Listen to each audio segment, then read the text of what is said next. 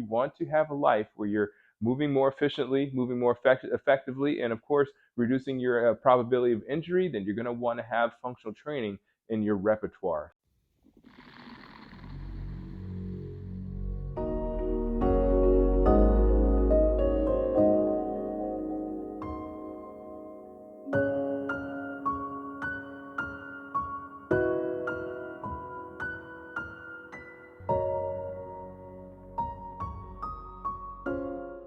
All right, so why is a squat not a functional exercise? A lot of people would be led to believe that a squat is a functional exercise because it's an exercise that pretty much everybody does. A lot of people conflate uh, something that is popular with something that is functional, not necessarily the same thing. So, what is functional training? That's what we're going to be talking about today. What it's not, and of course, what the benefits of functional training are.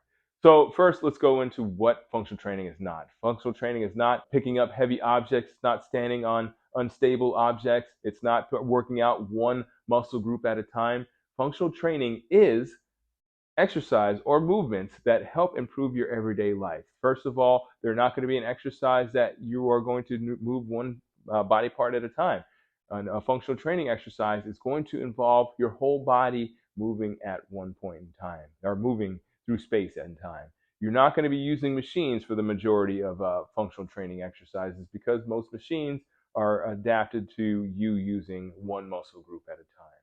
You're also not going to be doing exercises on a BOSU, on an unstable surface, because an unstable surface is not relevant to our everyday life. We're not normally walking through quicksand or on moving on unstable surfaces throughout life. Most of the ground underneath us is pretty solid. So you probably need to train on something that's solid.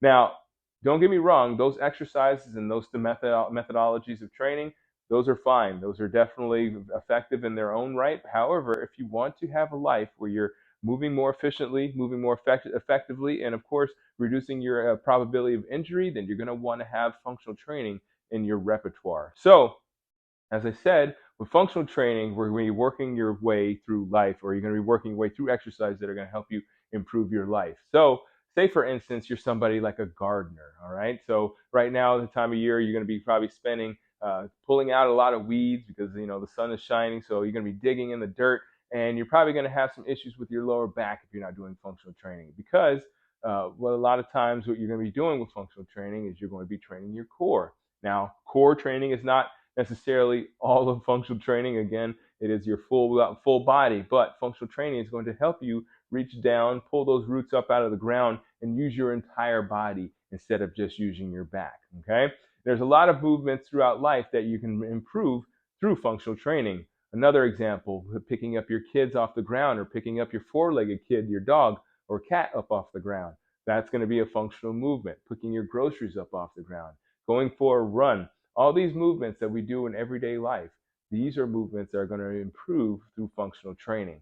So, one exercise that I always recommend that I love as a functional training exercise is an overhead kettlebell march. It's where you grab a kettlebell, reach it over your head, and you're marching in place.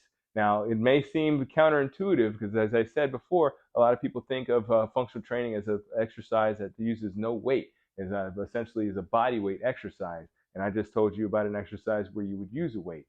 So the thing is that you want to make sure, again, that those exercises that you're doing, they don't necessarily have to be the fancy or the popular exercises. They're exercises that are essentially going to help you move better throughout the world. So if you have any questions about functional training that might apply to you specifically, if you have any issues with a specific part of your body, I'd love for you to obviously ask those questions down below. But I want you to think about this.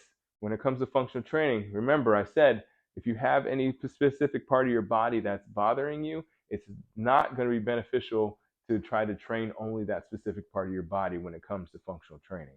So don't expect my answer to be you need to do more stretching of your hamstring or something like that if you say you have a back issue.